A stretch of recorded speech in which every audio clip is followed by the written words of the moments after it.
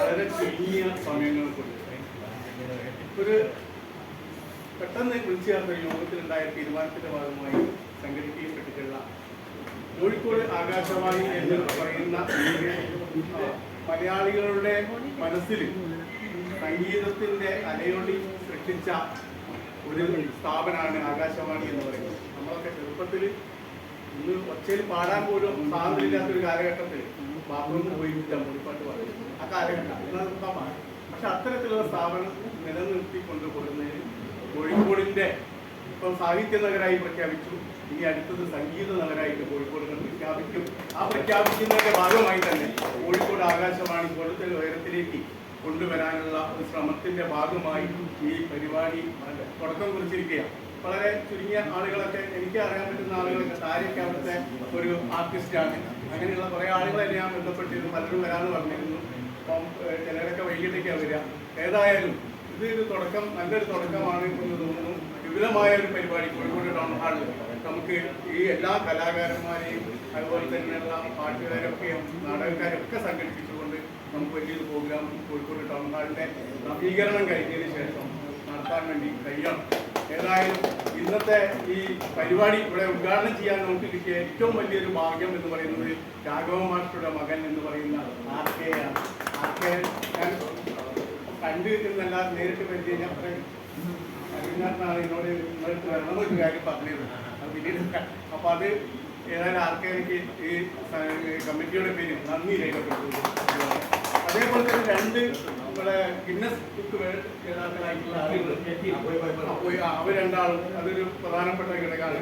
അപ്പൊ അവർക്കൊക്കെ ഒരു പൊതുവേദിയിൽ നമുക്ക് വലിയൊരു ആദരവ് ഇന്ത്യയിൽ കൊടുക്കാൻ വേണ്ടി കഴിയും.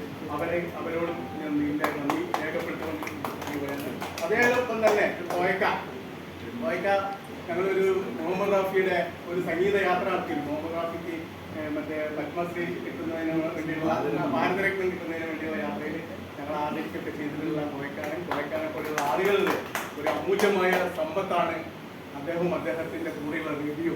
അതൊക്കെ വരും തലമുറയ്ക്ക് ഒരു പഠനമാക്കാൻ വേണ്ടിയുള്ള ഒരു പഠന ഗവേഷണ കേന്ദ്രമാക്കി കോഴിക്കോടിനെ മാറ്റണം എന്നാണ് നമുക്ക് അതിൽ പറയാനുള്ളത്. ഭാവിയിൽ കോയക്കാനൊക്കെ സേവനം അതിന് ഉപയോഗപ്പെടുത്താൻ വേണ്ടി. അതോടൊപ്പം തന്നെ ഇതിനിവിടെ അവസരം ഉണ്ടാക്കി തന്ന ബഷീർക്ക ഞാൻ ഇവിടെ ആശുപത്രിയിലെ കേരളത്തിൽ അവിടെ വന്ന് പരിചയപ്പെടുന്നത്. ഏതായാലും നല്ല ഇത് പലർക്കും അറിയില്ല കേട്ടോ. എൻ്റെ നാട്ടിലേക്ക് ഇതൊന്നും അറിയില്ല. വളരെ അങ്ങനെ ആർക്കും അറിയുന്നു. അപ്പോൾ അങ്ങനെ ഉള്ള ആളുകളൊക്കെ ഇവിടെ എത്തിച്ചേരാൻ ഇതുപോലുള്ള വേദികൾ ഉപയോഗപ്പെടുത്തുന്നതാണ്. പിന്നെ എനിക്ക് ഏറ്റവും വേണ്ടപ്പെട്ട ഒരാളിതാ KP യോഗത്തൊക്കെ ഞങ്ങളൊരു സംഘടനയിൽ കുറേ കാലം പ്രവർത്തിച്ച ആളാണ്. വ്യാപാരി വ്യവസായി സമിതി എന്ന് ഇവിടെ രൂപം കൊടുത്ത ഉപജ്ഞാതാക്കളിൽ ഒരാളാണ് KP യോഗത്തൊക്കെ. അങ്ങനെ ഞാൻ ആ കമ്മിറ്റിയിലുണ്ട്. വളരെ ഒരു ദിവസം ഔക്കർക്കാനെ നമ്പറില്ലാത്തതുകൊണ്ട് ഞാൻ കാണാൻ വേണ്ടി ഷോപ്പിൽ വന്നു. ഏതായാലും ഔക്കർക്കാനെ ഇവിടെ ആദരിക്കാനും അതുപോലെ തന്നെ റേഡിയോ വേൾഡ് എന്ന് പറയുന്ന ആ ഫേമസ് ആയ സ്ഥാപനത്തെ OIT റോഡിലേക്ക് ചെന്നാൽ ആദ്യം നമ്മൾ ശ്രദ്ധിക്കുക റേഡിയോ വേൾഡാണ്. അപ്പോൾ ആ റേഡിയോ വേൾഡ് എന്ന സ്ഥാപനത്തിൻ്റെ ഔക്കർക്കാനെ ഇവിടെ വന്ന് ഈ പരിപാടി പങ്കെടുത്തതിന് പ്രത്യേക നന്ദി രേഖപ്പെടുത്തുന്നു. അതോടൊപ്പം തന്നെ വിജയേട്ടൻ്റെ ഒരു പഴയകാല സുഹൃത്താണ്. പിന്നെ